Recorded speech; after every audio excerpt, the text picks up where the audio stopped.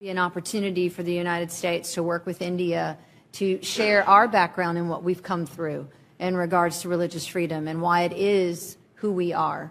So that is our hope, and that is our opportunity that we have before us, is to build the new relationships, meet with our new leaders on the Hill, and work with them to help them understand. Because as you know, there are many things that they are faced with, and it's a lot to take on and a lot to comprehend. So what we will be doing is bringing them the knowledge and the understanding of what is going on in India and how they can partner with us and with India as it grows and as it expands their economic base and their understanding of religious freedom. I'm going to end with this.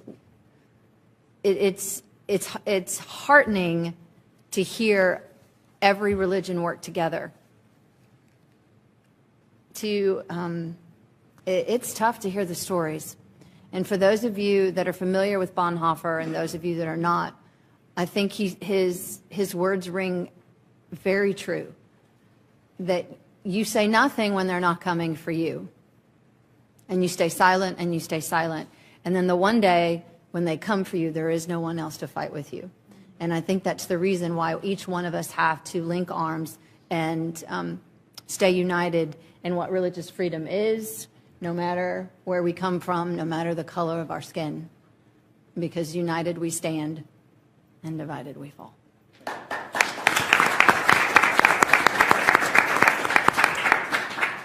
Thank you very much, Mr. Singh. Good afternoon, everyone.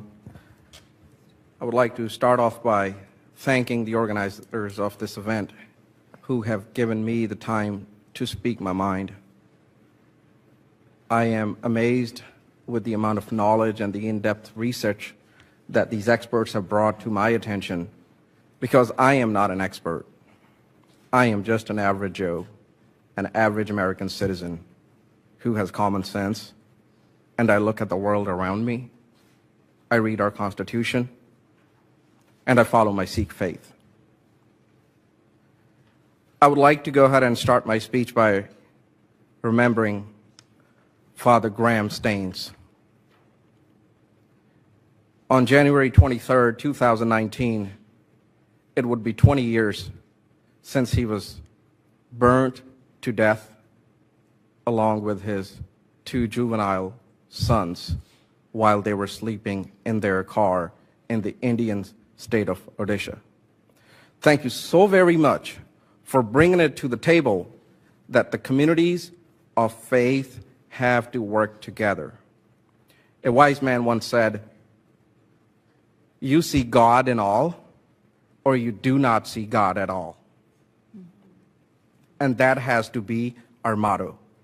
And at least that is what I have been taught, and that is what I have understood by following my Sikh faith. It does not matter what promises are made after life. What matters is what we see here with our physical body right now. That is a priority. That is why we have the tradition of langar. Langar is a Persian word which literally means anchor, how the ship is anchored in the seas and the waves cannot move the ship. That is how we get anchored as individuals. We become parts of society. Langar also means free kitchen. Because Sikhism has a fundamental rule that all people are created equal, regardless of your gender, your sexual orientation, your race, your faith, you're tall, you're short, you're educated, you're not educated, all that does not matter. So everybody sits on the floor and shares the meal, because that is the priority, the need of the physical body. After that, then we go to the prayer hall. That's where the needs of the soul are met.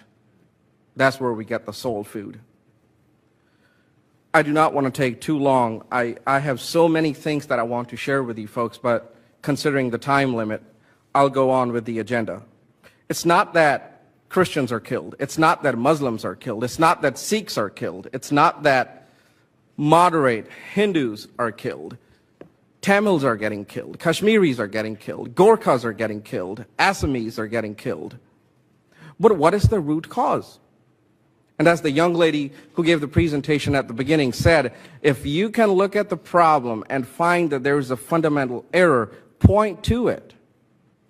And that fundamental error is Brahmanism, which has the fascist ideology that somehow a small group of people are born superior to others.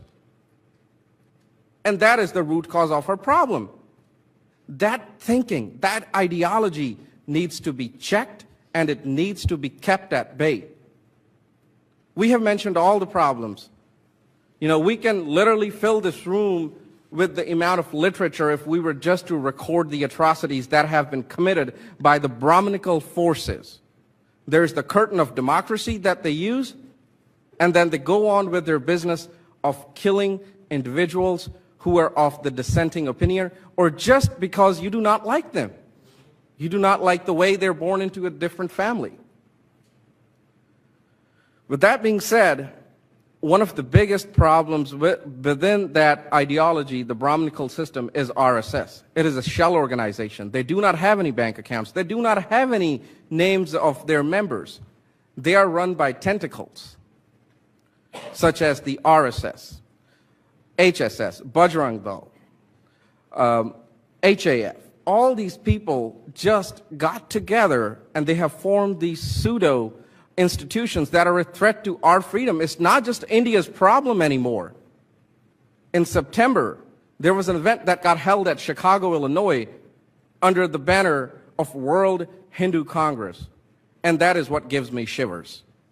We have these right-wing saffron terrorists roaming in the free world, threatening our free institutions.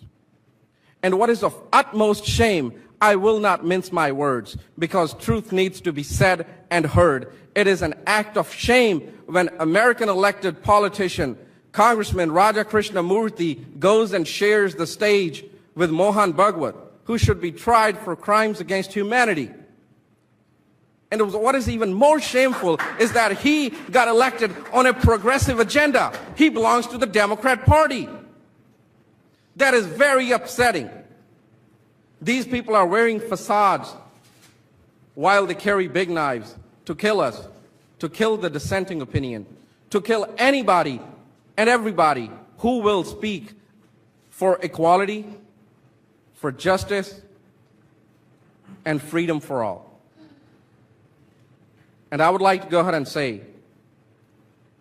this is land of the free and home of the brave.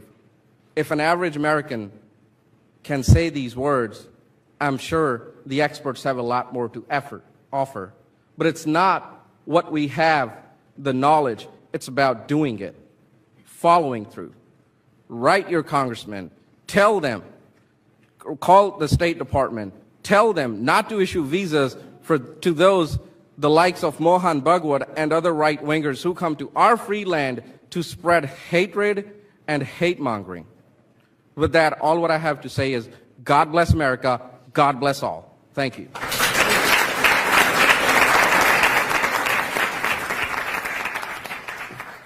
Thank you very much.